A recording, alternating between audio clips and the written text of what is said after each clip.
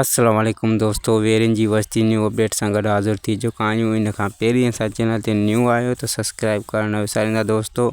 हिन नंढड़ी वीडियो में तव्हांखे हर अपडेट मिलंदी दोस्तों।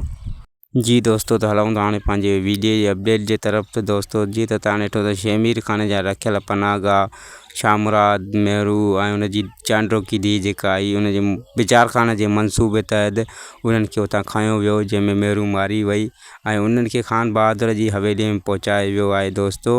जीअं त उहा ॻाल्हि शेमीर जे साम्हूं आई त शेमीर खे बहुत घणो अफ़सोस थियो, ॾुख थियो त हीअ छा थी वियो। ऐं चांडोकी हुनखे चई रही हुई शेमीर ख़ान खे त हीअ सभु कुझु तुंहिंजी वजह सां थियो आहे। जेकॾहिं तोखे असांखे माना रखण जी ताक़त न हुई त तूं असांखे क़ैद करे न रखी हा या पंहिंजी पनाहगाह में ई न रखी हा।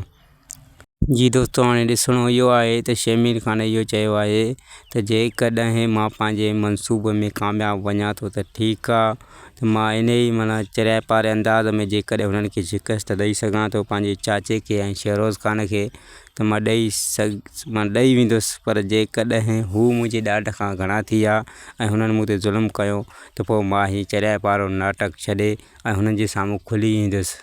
तंहिं ते हुनखे पंहिंजी जेका आहे चाची रुख़सार चवंदी त ज़ाली इहा ग़लती न कजांइ, छो त तूं इन चरिया पारे लिबास में ढकियल आहीं त तूं पंहिंजे चाचे खां महफ़ूज़ आहीं। जे हुनखे ख़बर पई त हीअ चरियो न आहे, हीअ असांखां वधीक सियाणो आहे, त हू तोखे मारे छॾींदा। तंहिंजे करे तूं हाली ढकियल हुज। जी दोस्तों, त वरी नई अपडेट सां मिलंदासीं। ख़ुदा हाफ़िज़।